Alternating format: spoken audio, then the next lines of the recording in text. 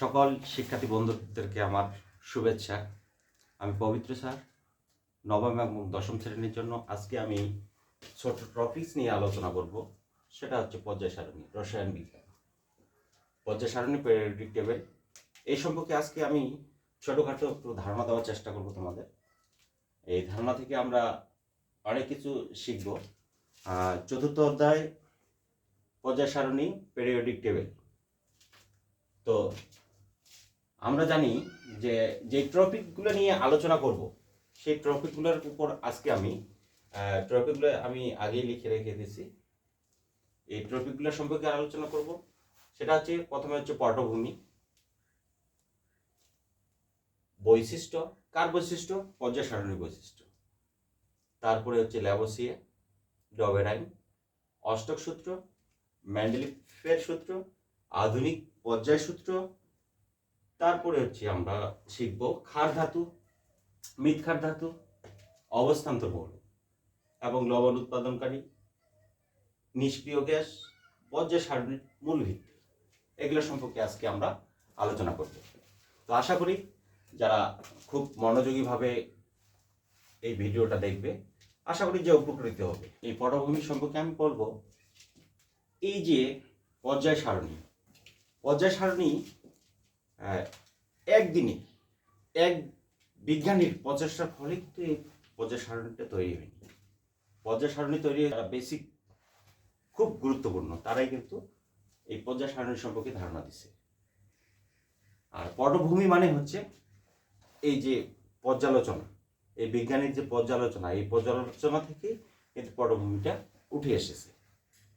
তো সর্বপ্রথম ল্যাবোসিয়ে 1789 সালে এই পর্যায় সারণী সম্পর্কে একটা ধারণা দিয়েছিল। সেটা হচ্ছে 60টি মৌলের উপর পর্যবেক্ষণ করে, এবং এই 60টি মৌলকে উনি বিভক্ত করছিল দুই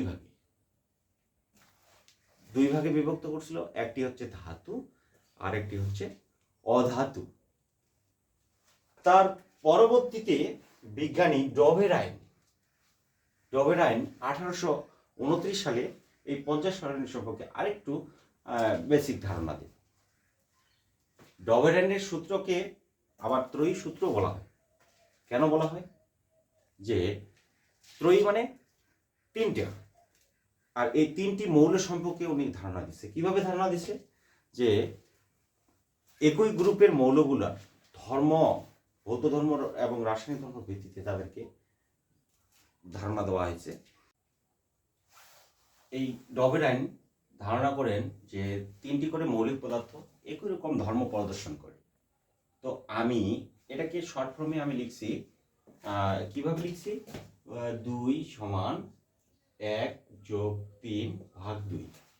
অর্থাৎ এই কথার অর্থ হচ্ছে, এটা হচ্ছে দ্বিতীয় মৌল, 1 মানে প্রথম মৌল, 3 মানে হচ্ছে তৃতীয় মৌল। তো আমি এইভাবে ডবল এন্ডের সূত্র বা ত্রয়ী সূত্রটা আমি এইভাবে লিখছি শর্ট ফর্মে মনে রাখার জন্য। সেটা হচ্ছে কি, প্রথম মৌলের পারমাণবিক ভর এর সঙ্গে তৃতীয় মৌলের পারমাণবিক ভরের যোগফলের অর্ধেক যেই ভরটা আসবে, সেটা হবে দ্বিতীয় মৌলের ভরের সমান ও তার কাছাকাছি। এটাই হচ্ছে ডবের আইনের সূত্র বা ত্রয়ী সূত্র। যেমন আমি উদাহরণ হিসেবে যদি দেই, লিথিয়ামের ভর কত? লিথিয়াম, সোডিয়াম, আর হচ্ছে এখানে পটাশিয়াম। লিথিয়াম হচ্ছে 7,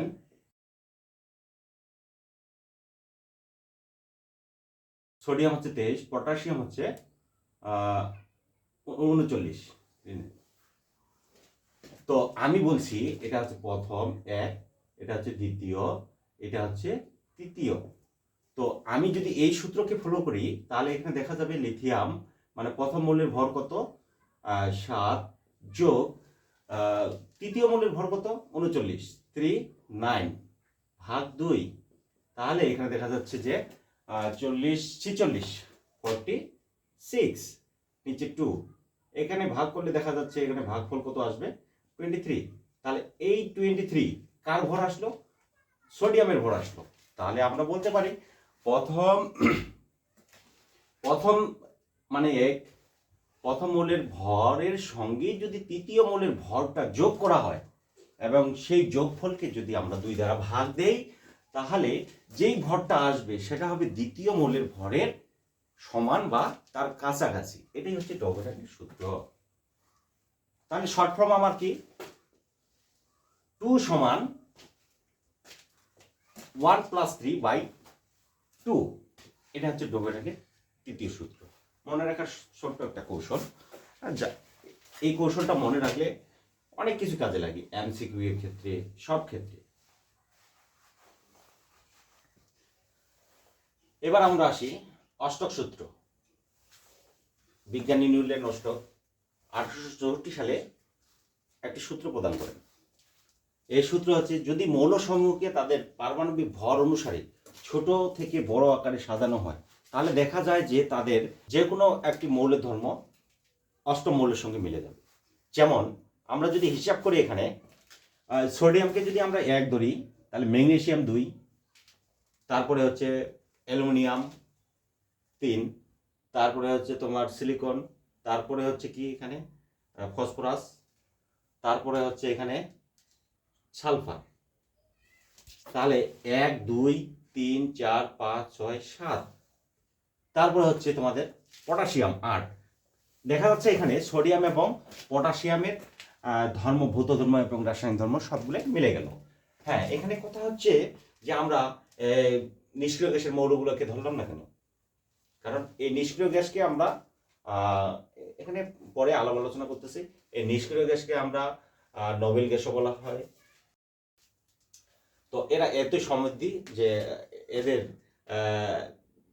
এখানে পর্যায় সারণী থেকে এদেরকে আলাদা একটা গ্রুপে রাখা হয়েছে। এইগুলোকে বাদ বা বিবেচনা করে এই মৌলগুলোর হিসাব করা হচ্ছে। এটাই হচ্ছে তোমাদের অষ্টক সূত্র বা নিউল্যান্ডের অষ্টক সূত্র। তারপর এবার আমরা আসি মেন্ডেলিফের সূত্র। মেন্ডেলিফ 1869 সালে এই বিজ্ঞানী মেন্ডেলিফ পর্যায় সারণীর সূত্র বা পর্যায় সারণীটা আবিষ্কার করেন। এই পর্যায় সারণীর জনক বলা হবে কিন্তু মেন্ডেলিফ। তিনি 12টি সারি এবং 8টি মৌলিক সারি নিয়ে আলাপ আলোচনা করছে। এখানে 63টি মৌল নিয়ে উনি কিন্তু গবেষণা করছিল এবং পর্যায় সারণীর উনি পর্যায় সারণীর উনি 66টি মৌলের কি করছিল যে আবিষ্কৃত মৌল 4টির জন্য পৃথকভাবে উনি বলে গেছিল। তো ইনি মারা যাওয়ার পরেই বা তিনি যে ধারণাগুলো দিয়েছিল যে পরবর্তীতে যে 4টা মৌল আসবে, সেই মৌলটা তার নাম অনুসারেই কিন্তু চলে আসে, যে নামগুলো করা হয়েছে সেগুলো অনুসারে। তো আমরা এত কিছু বলবো না, আমরা মেন্ডেলিফের পর্যায় সারণীর সূত্রটা শুনবো। মেন্ডেলিফের পর্যায় সারণীর সূত্রটা হচ্ছে, এই মেন্ডেলিফ পারমাণবিক ভর অনুসারে তাদের যদি সাজানো হয়, তাহলে তাদের ভৌত ধর্ম রাসায়নিক পরিবর্তন সেভাবে করবে। এটা হচ্ছে মেন্ডেলিফের পর্যায় সারণীর সূত্র ছিল। তো পর্যায় সারণীর সূত্র মেন্ডেলিফের যদি সাজানো হয়, তো এখানে দেখা যাচ্ছে যে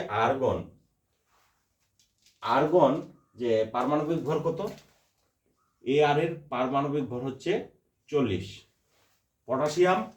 পটাশিয়াম হচ্ছে পারমাণবিক ভর হচ্ছে 39।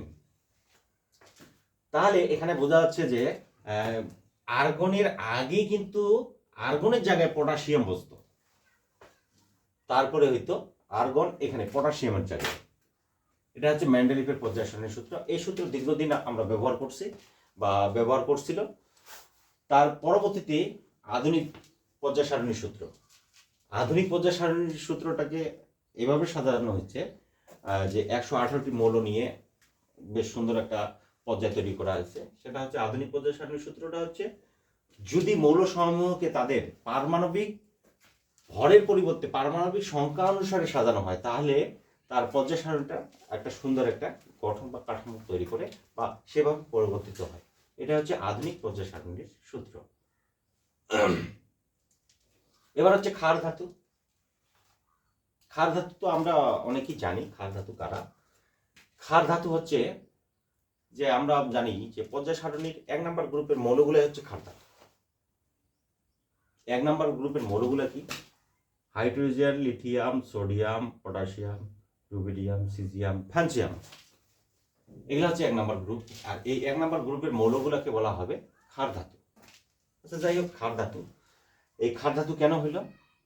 ক্ষার ধাতু হইল যদি অক্সাইড মূলক যদি পানির সঙ্গে বিক্রিয়া করে, যেমন অক্সাইড মূলক ধরি আমরা ম্যাগনেসিয়াম অক্সাইড যদি পানির সঙ্গে বিক্রিয়া করি, পানি H2O পানি জানি, তো এই পানির সঙ্গে যদি বিক্রিয়া করে তাহলে কি উৎপন্ন হবে? Magnesium hydroxide. এই ম্যাগনেসিয়াম হাইড্রোক্সাইড উৎপন্ন হবে, মানে একটা ক্ষার উৎপন্ন হবে। এই জন্য এদেরকে বলা হবে ক্ষার ধাতু। তো অনেকেরই এই ক্ষার ধাতু সম্পর্কে মানে অনেকজনই বিভিন্নভাবে বাংলা কিছু শব্দ দিয়ে তাদের এগুলো মনে রাখার চেষ্টা করে। তো আমি অত কিছু জানি না, আমিও জানি একটু, তো দেখি কি হয়। তো কেউ এভাবে মনে রাখছে, কিভাবে মনে রাখছে যে হাই লি না কে রুবি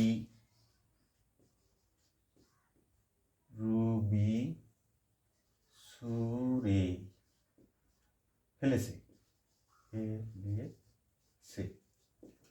তো হাইতে আমরা লিখতে পারি কি? হাইড্রোজেন, তারপরে হচ্ছে লিতে হচ্ছে লিথিয়াম এলাই,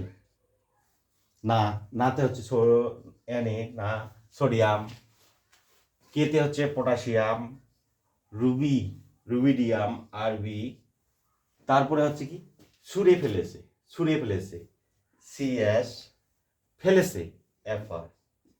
এভাবে কিন্তু মনে রাখা যায়। তাহলে প্রথম গ্রুপের মৌলগুলো আমরা খুব সুন্দর করে একটা সূত্রের মাধ্যমে মনে রাখতে পারি যে হাইলিনাকে রুবি ছুঁড়ে ফেলেছে। তার মানে hydrogen, lithium, sodium, potassium, rubidium, caesium, francium, এভাবে আমরা মনে রাখতে পারি। তো আচ্ছা, যাই হোক, এখানে গেল 1 নম্বর গ্রুপ। 1 নম্বর গ্রুপের মৌলগুলো আমরা জানি যে ক্ষার ধাতু। আর এই ক্ষার ধাতু কারা? 1 নম্বর গ্রুপের মৌল, এবং এরা অক্সাইডের সঙ্গে পানি বিক্রিয়া করে ক্ষার উৎপন্ন করে, তাই এরা ক্ষার ধাতু। মৃৎ ক্ষার সেম কোয়ালিটি, 1 নম্বর গ্রুপের সঙ্গে এরাও ক্ষার উৎপন্ন করে। তো এটা বেশি কিছু বলবো না। তো মৃৎ ক্ষার ধাতুর গ্রুপের মৌলগুলোকে আমরা মনে রাখার জন্য আমরা সূত্র একটা ফলো করতে পারি। যেমন হচ্ছে কি, বিরিয়ানি মোগলাই কাবাব সরিয়ে বাটিতে রাখ। খুব সুন্দর, সবগুলো মনে থাকলো। তো এটাকে বলা হবে মৃৎ ক্ষার ধাতু। এবার আমরা পরবর্তী টপিকসে আসি, খুব গুরুত্বপূর্ণ টপিকস, অবস্থান্তর মৌল। আমরা জানি 3 থেকে 12 নম্বর গ্রুপের মৌলগুলোকে অবস্থান্তর মৌল বলা হয়। এখন এই অবস্থান্তর মৌল সম্পর্কে বোঝাতে গিয়ে আগে কিছু আমাদের জানতে হবে।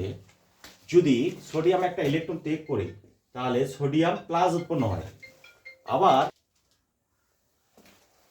যদি আমরা Na প্লাস হয় তাহলে এর নাম কি?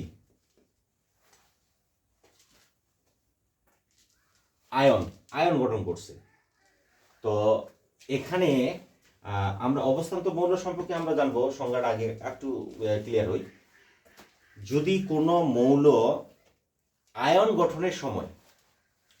গঠনের সময় যদি ডি অরবিটালটি আংশিকভাবে পূর্ণ থাকে তখন তাদেরকে বলা হবে অবস্থান্তর মৌল। এখন ডি অরবিটালটি আংশিক বলতে কি? ডি অরবিটালে আমরা জানি ডি অরবিটালে ইলেকট্রন ধারণ ক্ষমতা হচ্ছে 10টি। আংশিক মানে বোঝাচ্ছে এখানে 1 থেকে 9 মধ্যে থাকতে হবে। তাহলে সে সকল মৌলগুলোকে বলা হবে অবস্থান্তর মৌল। তো অবস্থান্তর মৌলের সংজ্ঞাটা আমরা জানি, যখন কোনো মৌল আয়ন গঠনের সময় ডি অরবিটালটি আংশিকভাবে পূর্ণ থাকে তখন তাকে বলা হবে অবস্থান্তর মৌল।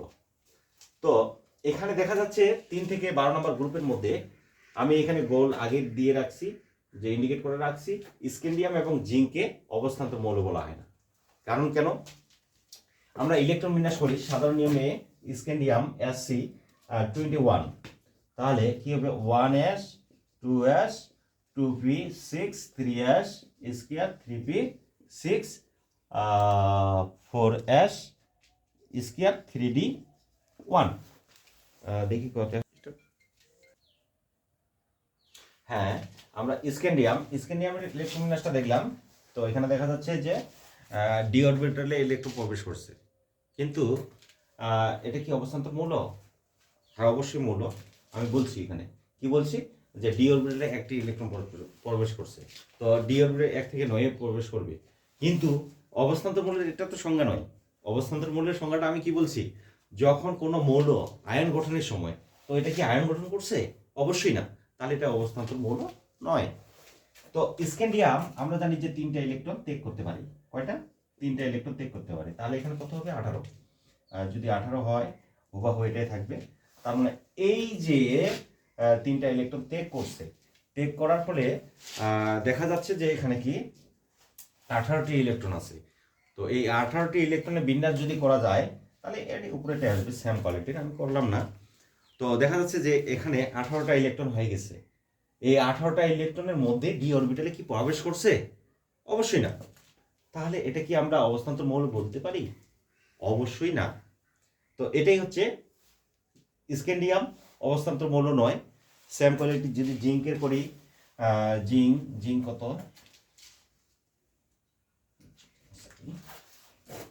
জিঙ্ক হচ্ছে 30, যেটা 30